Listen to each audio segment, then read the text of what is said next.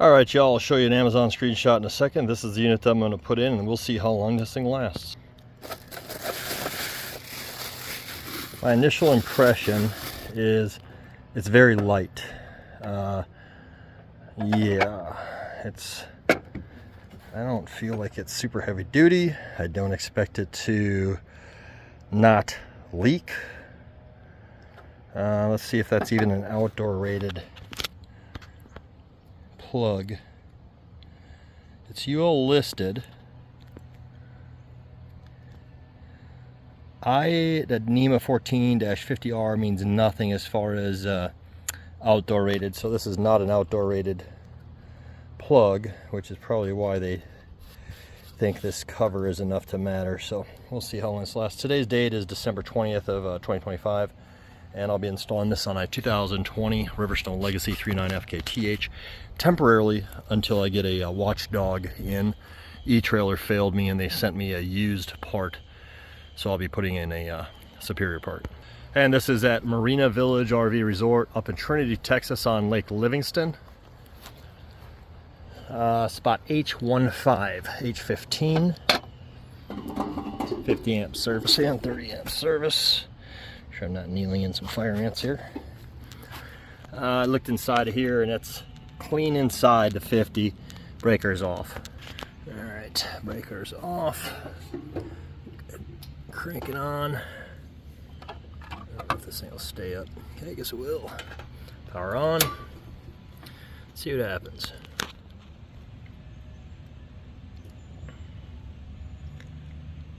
$124 it claims.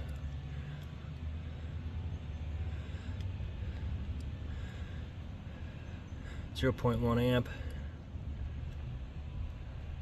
Alright. Not hard to see. Back this off. Maybe you can read that a little better. Anyway, I'll give this a try. Let me turn off the breaker and plug my camper in now. Actually, I take it back. I don't need to unplug anything. Let me just plug it in. I just plugged in. That is a very tight connection. I'm gonna leave this in the up position because I think this thing will close down better. Let me try this out. All right, so 123 on one leg, 124 does adjust to the 5.1 amps on one leg.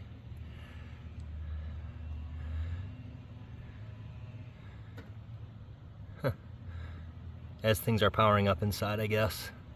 You know, refrigerator compressor's got to kick on and stuff like that, so interesting. Green light on my cord. But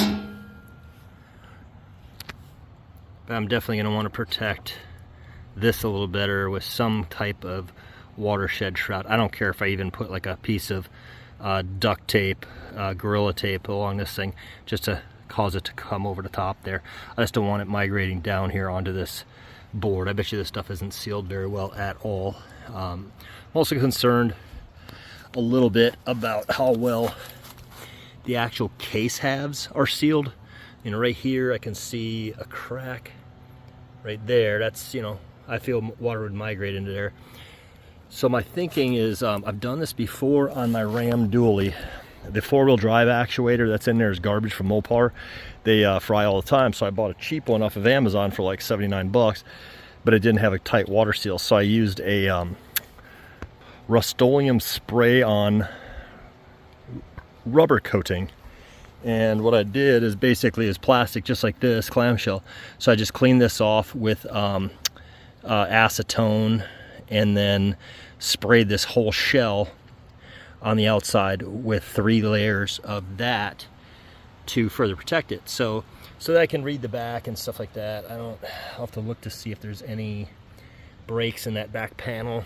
But what I'm definitely gonna do is remove this or keep that, whatever. I'm gonna spray and seal all this stuff off.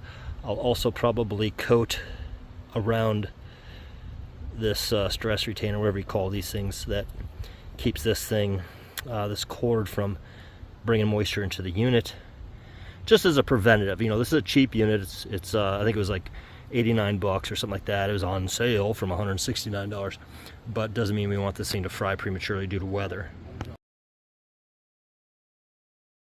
So the first thing that I did find some denatured alcohol.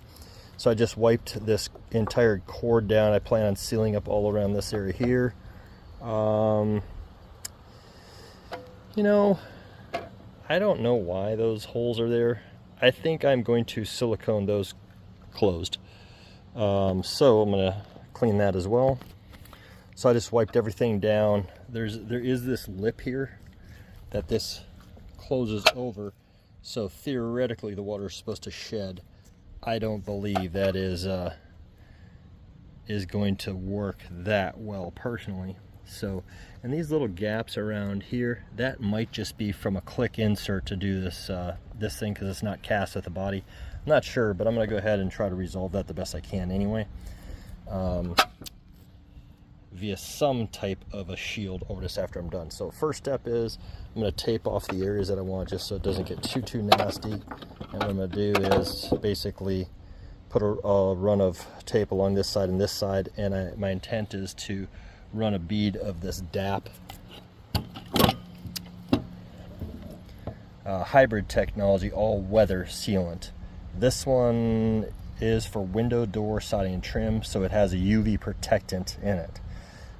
Very important to use that so it doesn't break down so quickly, but very important to make sure this thing is completely clean of all production greases and oils and skin oils. All right, so this is the net result. It's taped around there just to make a fine line, and I'll rip that tape off of there.